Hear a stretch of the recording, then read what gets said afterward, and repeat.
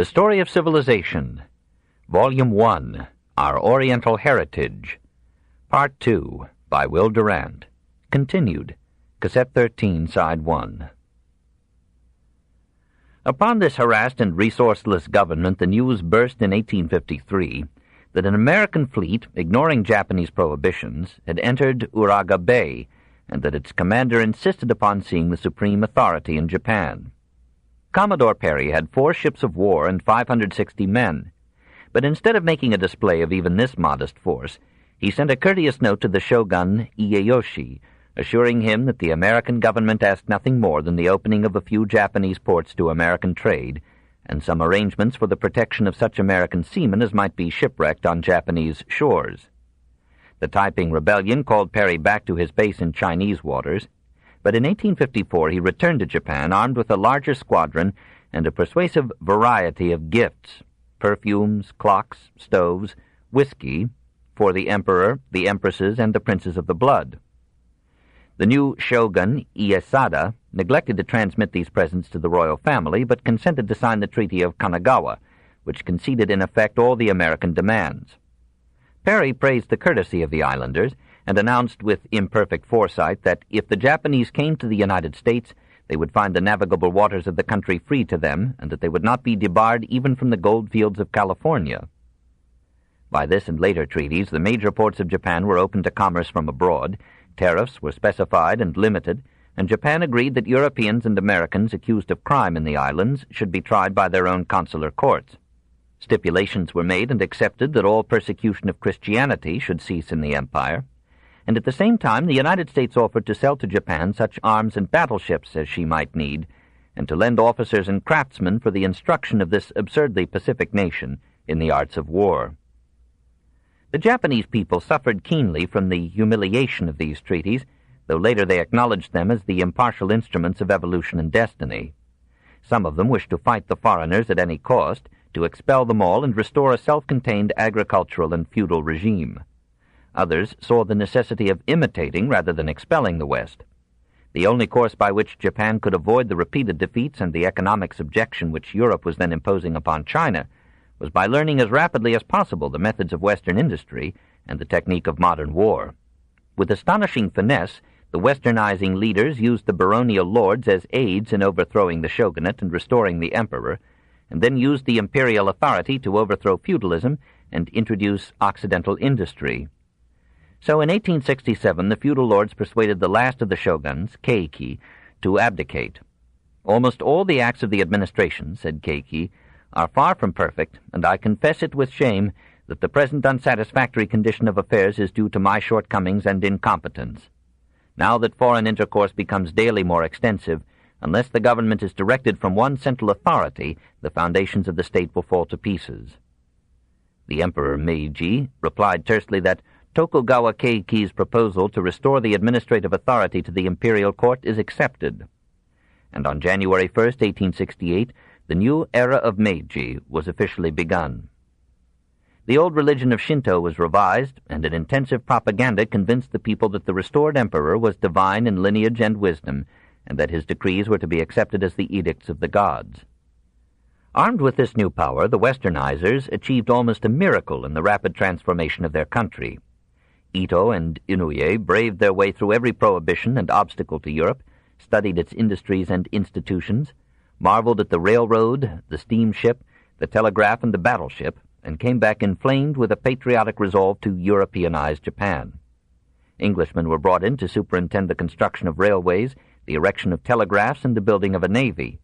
Frenchmen were commissioned to recast the laws and train the army. Germans were assigned to the organization of medicine and public health. Americans were engaged to establish a system of universal education. And to make matters complete, Italians were imported to instruct the Japanese in sculpture and painting. There were temporary, even bloody reactions, and at times the spirit of Japan rebelled against this hectic and artificial metamorphosis. But in the end, the machine had its way, and the Industrial Revolution added Japan to its realm. Of necessity, that revolution, the only real revolution in modern history, lifted to wealth and economic power a new class of men, manufacturers, merchants, and financiers, who in the old Japan had been ranked at the very bottom of the social scale. This rising bourgeoisie quietly used its means and influence first to destroy feudalism and then to reduce to an imposing pretense the restored authority of the throne. In 1871, the government persuaded the barons to surrender their ancient privileges and consoled them with government bonds in exchange for their lands. Bound by ties of interest to the new society, the old aristocracy gave its services loyally to the government and enabled it to effect with bloodless ease the transition from a medieval to a modern state. Ito Hirobumi, recently returned from a second visit to Europe, created, in imitation of Germany, a new nobility of 5 orders: princes, marquises, counts, viscounts, and barons. But these men were the rewarded servants, not the feudal enemies of the industrial regime.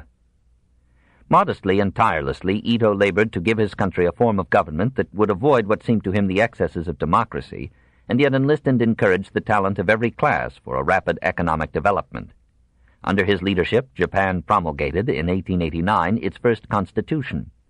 At the top of the legal structure was the emperor, technically supreme, owning all land in fee simple, commander of an army and a navy responsible to him alone, and giving to the empire the strength of unity, continuity, and regal prestige.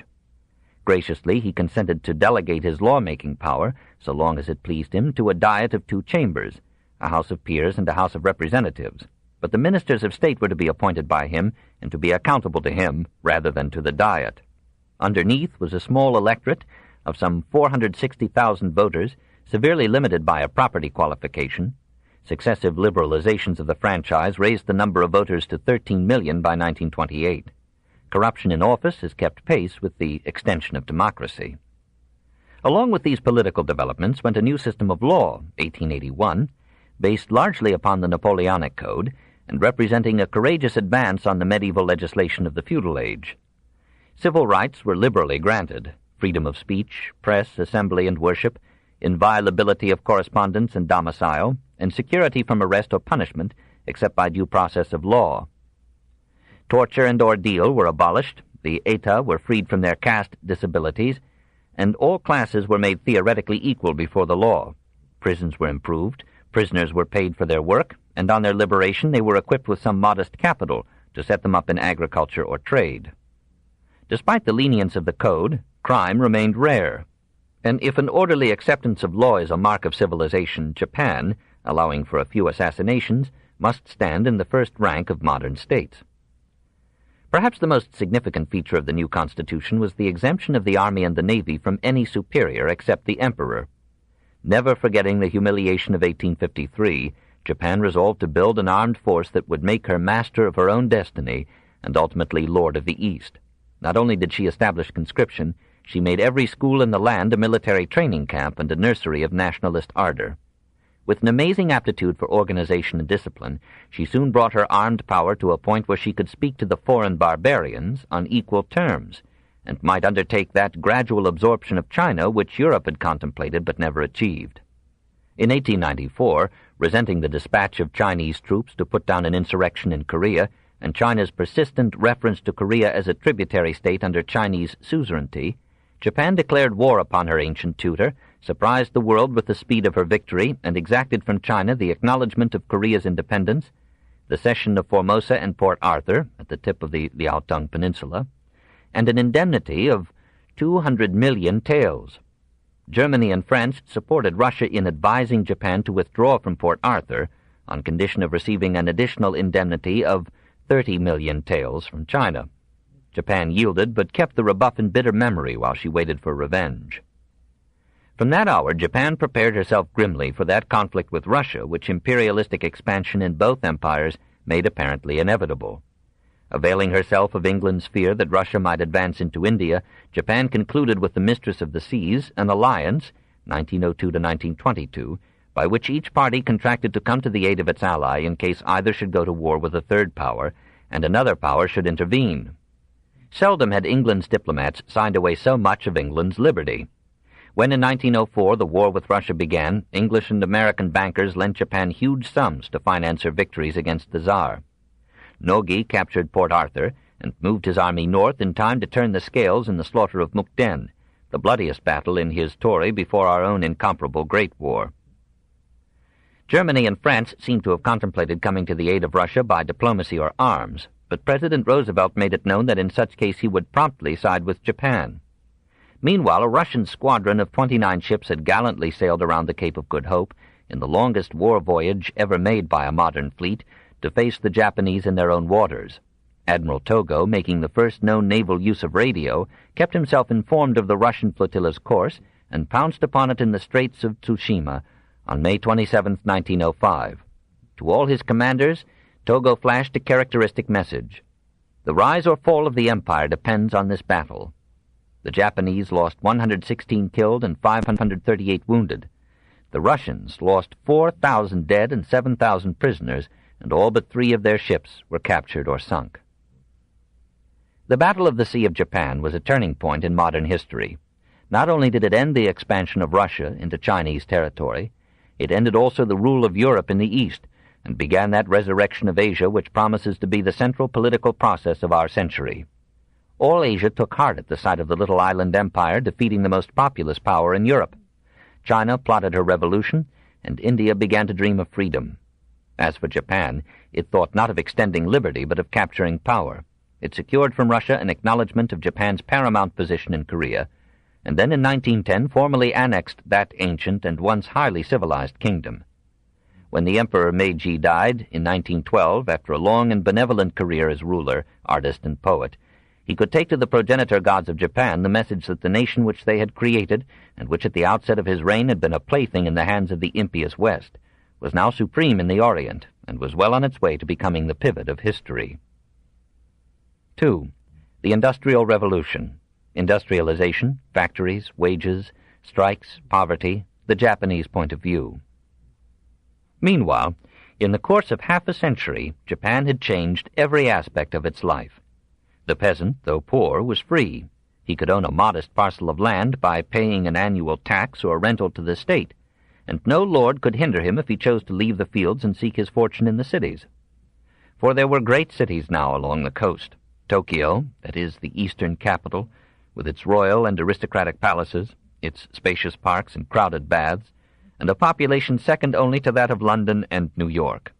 Osaka, once a fishing village and a castle, now a dark abyss of hovels, factories, and skyscrapers, the center of the industries of Japan, and Yokohama and Kobe, from whose gigantic wharves, equipped with every modern mechanism, those industries dispatched to 1,000 ports the second-largest merchant marine in the world.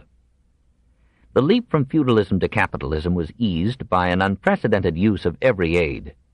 Foreign experts were brought in, and Japanese assistants obeyed their instructions eagerly. Within 15 years, the clever learners had made such progress that the foreign specialists were paid off and courteously sent home. Following the lead of Germany, the government took over posts, railroads, telegraphs, and telephones. But at the same time, it made generous loans to private industries and protected them with high tariffs from the competition of factories abroad. The indemnity paid by the Chinese after the War of 1894 financed and stimulated the industrialization of Japan precisely as the French indemnity of 1871 had accelerated the industrialization of Germany. Japan, like the Germany of a generation before, was able to begin with modern equipment and feudal discipline, while their long-established competitors struggled with obsolescent machinery and rebellious workingmen. Power was cheap in Japan and wages were low. Laborers were loyally submissive to their chiefs. Factory laws came late and were leniently enforced. In 1933, the new Osaka spindles needed 1 girl for 25 machines. The old Lancashire spindles required 1 man for 6. The number of factories doubled from 1908 to 1918, and again from 1918 to 1924. By 1931 they had increased by 50% more, while industry in the West plumbed the depths of depression. In 1933, Japan took first place as an exporter of textile products, sending out 2 of the 5.5 billion yards of cotton goods consumed in that year by the world. By abandoning the gold standard in 1931 and allowing the yen to fall to 40% of its former value in international exchange, Japan increased her foreign sales 50% from 1932 to 1933. Domestic as well as foreign commerce flourished, and great merchant families like the Mitsui and the Mitsubishi amassed such fortunes that the military joined the wage-earning classes in meditating governmental absorption or control of industry and trade. While the growth of commerce generated a new and prosperous middle class, the manual workers bore the brunt of the low production costs through which Japan undersold her competitors in the markets of the world. The average wage of the men in 1931 was $1.17 a day, of the women 48 cents a day. 51% of the industrial workers were women and 12% were under 16 years of age. Strikes were frequent and communism was growing when the war spirit of 1931 turned the nation to patriotic cooperation and conformity.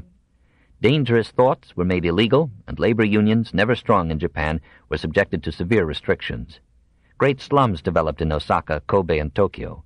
In those of Tokyo, a family of 5 occupied an average room space of from 8 to 10 feet square, a trifle more than the area covered by a double bed. In those of Kobe, 20,000 paupers, criminals, defectives, and prostitutes lived in such filth that each year epidemics decimated them, and infant mortality rose to 4 times its average for the remainder of Japan. Communists like Katayama and Christian socialists like Kagawa fought violently or peaceably against these conditions, until at last the government undertook the greatest slum-clearing project in history. A generation ago, Lafcadio Hearn expressed a bitter judgment upon the modern regime in Japan. Under the new order of things, forms of social misery never before known in the history of the race are being developed.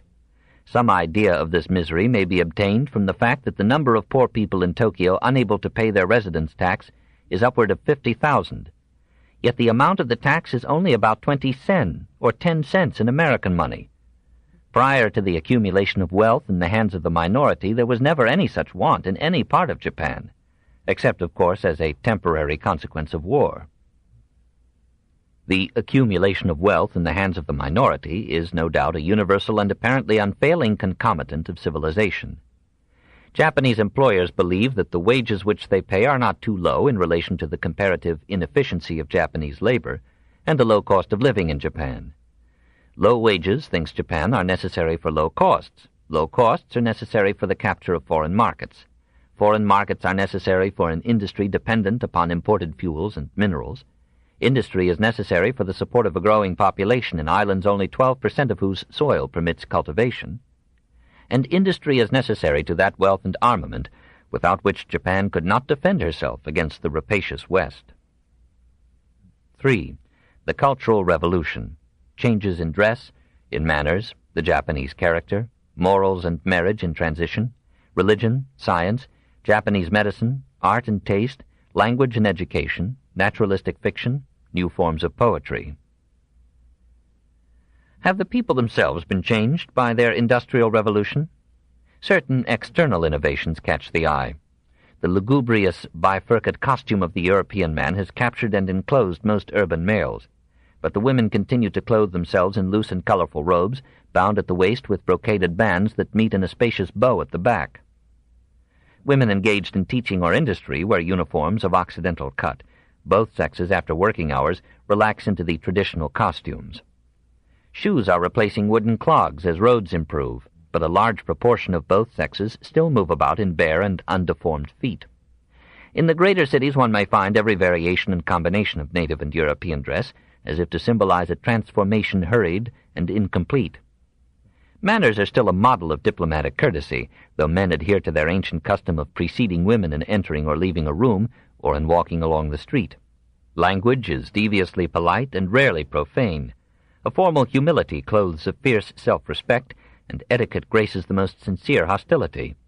The Japanese character, like that of man everywhere, is a mosaic of contradictions, for life offers us diverse situations at diverse times, and demands of us alternately force and gentleness, levity and gravity, patience and courage, modesty and pride. Therefore, we must not be prejudiced against the Japanese because they are sentimental and realistic, sensitive and stoical, expressive and reticent, excitable and restrained, aboundingly cheerful, humorous and pleasure-loving, and inclined to picturesque suicide, lovingly kind, often to animals, sometimes to women, and occasionally cruel to animals and men. The typical Japanese has all the qualities of the warrior, pugnacity and courage, and an unrivaled readiness to die, and yet very often he has the soul of an artist, sensuous, impressionable, and almost instinctively possessed of taste. He is sober and unostentatious, frugal and industrious, curious and studious, loyal and patient, with an heroic capacity for details. He is cunning and supple, like most physically small persons. He has a nimble intelligence, not highly creative in the field of thought, but capable of quick comprehension, adaptation, and practical achievement. The spirit and vanity of a Frenchman, the courage and narrowness of a Briton, the hot temper and artistry of an Italian, the energy and commercialism of an American, the sensitiveness and shrewdness of a Jew, all these have come together to make the Japanese. Contact and conflict with the West have altered in some ways the moral life of Japan. The traditional honesty of its people largely continues, but the extension of the franchise and the keen competition of modern trade have brought to Japan a proportionate share of democratic venality, industrial ruthlessness, and financial legerdemain. Bushido survives here and there among the higher soldiery and offers a mild aristocratic check to commercial and political deviltry. Despite the law-abiding patience of the common people, assassination is frequent, not as a corrective of reactionary despotism, but usually as an encouragement to aggressive patriotism. The Black Dragon Society, led by the apparently untouchable Toyama, has dedicated itself for over 40 years to promoting among Japanese officials a policy of conquest in Korea and Manchuria, and in the pursuit of this purpose it has given assassination a popular role in the political machinery of Japan. The Far East has paralleled the West in that moral disturbance which accompanies every profound change in the economic basis of life. The eternal war of the generations, the revolt of over-eager youth against over-cautious age, has been intensified by the growth of individualist industry and the weakening of religious faith. The transit from country to city and the replacement of the family by the individual as the legal and responsible unit of economic and political society has undermined parental authority and subjected the customs and morals of centuries to the hasty judgment of adolescence. In the larger centers, the young rebel against marriages parentally arranged, and the new couples, instead of taking up their residence in the establishment of the bridegroom's father, tend increasingly to set up separate and independent homes, or apartments. The rapid industrialization of women has necessitated a loosening of the bonds that held them to domestic subservience. Divorce is as common as in America, and more convenient. It may be had by signing a registration book and paying a fee of 10 cents. Concubinage has been made illegal, but in practice it is still permitted to those who can afford to ignore the law. In Japan as elsewhere, the machine is the enemy of the priest. Spencer and Stuart Mill were imported along with English technology, and the reign of Confucius in Japanese philosophy came to a sudden end. The generation now at school, said Chamberlain in 1905, is distinctly Voltairean. By the same token, through its modern alliance with the machine, science prospered and won a characteristic devotion in Japan from some of the most brilliant investigators of our time. Japanese medicine, though dependent in most stages upon China or Korea, has made swift progress under European, especially German, example and stimulus. The work of Takamine in the discovery of adrenaline and the study of vitamins, of Kitasato in tetanus and pneumonia, and in the development of an antitoxin for diphtheria, and most famous and brilliant of all, of Noguchi in syphilis and yellow fever. These achievements indicate the rapidity with which the Japanese have ceased to be pupils and have become teachers of the world. Hideo Noguchi was born in 1876 in one of the lesser islands, and in a family so poor that his father deserted on learning that another child was due. The neglected boy fell into a brazier, his left hand was burned to a stump, and his right hand was injured almost to the point of uselessness. Shunned at school because of his scars and deformities, he was planning to kill himself when a surgeon came to the village, treated the right hand successfully, and so won Noguchi's gratitude that the lad there and then dedicated himself to medicine. "I will be a Napoleon to save instead of to kill," he announced. "I can already get along on 4 hours of sleep at night." Penniless, he worked in a pharmacy until he had persuaded its owner to advance him funds for the study of medicine. After graduating, he came to the United States and offered his services to the Medical Corps of the Army at Washington in return for his expenses. The Rockefeller Foundation for Medical Research gave him a laboratory, and Noguchi, literally single-handed, entered upon a fruitful career of experiment and research.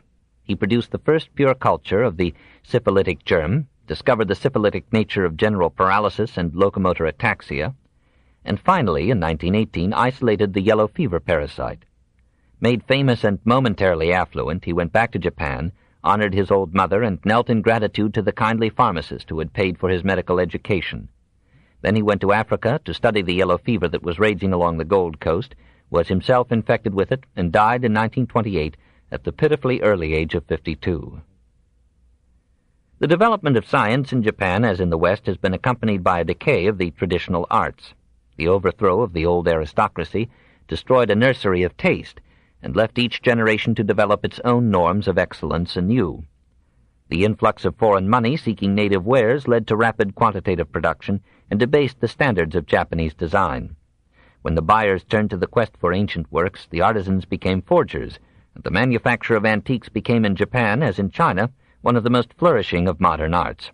Cloisonné is probably the only branch of ceramics that has progressed in Japan since the coming of the West. The chaotic passage from handicraft to machinery, and the sudden eruption of foreign tastes and ways clothed in the gaudy prestige of victory and wealth, have unsettled the aesthetic sense of Japan and weakened the sureness of her taste. Perhaps, now that Japan has chosen the sword, she is destined to repeat the history of Rome, imitative in art, but masterly in administration and war. A flattery of Occidental modes has marked for a generation the intellectual life of the new empire. European words crowded into the language, newspapers were organized in Western style, and a system of public schools was established after American exemplars. Japan heroically resolved to make herself the most literate nation on earth, and it succeeded. In 1925, 99.4% of all Japanese children attended school, and in 1927, 93% of the people could read. Students took religiously to the new secular learning. Hundreds of them lost their health in their eagerness for knowledge, and the government was obliged to take active measures for the encouragement of athletics, gymnastics, and games of every kind, from jiu-jitsu to baseball.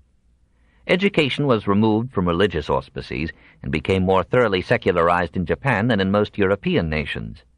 5 imperial universities were supported, and 41 other universities, only less imperial, gathered in thousands of zealous students.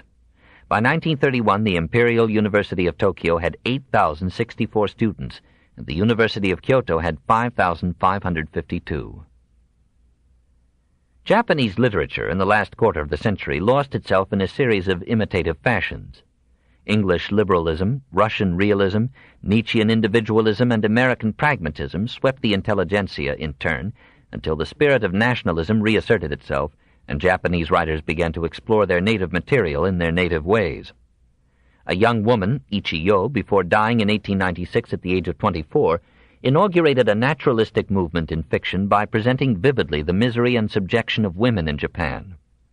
In 1906, the poet Tosan brought this movement to its height with a long novel, Hakai, or The Breaking of the Pledge, which told in poetic prose the story of a teacher who, having promised his father never to reveal the fact that he was of Eta, or slave origin, worked his way by ability and education to a high position, fell in love with a girl of refinement and social standing, and then, in a burst of honesty, confessed his origin, surrendered his sweetheart and his place, and left Japan forever. This novel contributed powerfully to the agitation that finally ended the historic disabilities of the Eta class. The tanka and the hoka were the last forms of Japanese culture to yield to the influence of the West. For 40 years after the Restoration, they continued to be the required modes of Japanese verse, and the poetic spirit lost itself in miracles of ingenuity and artifice. Then in 1897, Tosan, a young teacher of Sendai, sold to a publisher for $15 a volume of poems whose individual length constituted a revolution almost as startling as any that had shaken the fabric of the state. The public, tired of elegant epigrams, responded gratefully and made the publisher rich. Other poets followed the path that Tosan had explored, and the tanka and hoka surrendered at last their 1,000-year-old domination. Despite the new forms, the old imperial poetry contest still continues. Every year the emperor announces a theme and sets an example by inditing an ode to it. The empress follows him, and then 25,000 Japanese of every sort and condition send in their compositions to the Poetry Bureau at the Imperial Palace to be judged by the highest bards of the land. The 10 poems accounted best are read to the emperor and the empress and are printed in the New Year's issue of the Japanese press. It is an admirable custom, fit to turn the soul for a moment from commercialism and war, and proving that Japanese literature is still a vital part in the life of the most vital nation in the contemporary world. 4. The New Empire. The precarious bases of the new civilization, causes of Japanese imperialism, the 21 Demands, the Washington Conference, the Immigration Act of 1924, the invasion of Manchuria, the New Kingdom, Japan and Russia, Japan and Europe. Must America fight Japan? Despite its rapid growth in wealth and power, the new Japan rested upon precarious foundations. This book is concluded on the other side of this cassette. Please reverse or turn the cassette over now.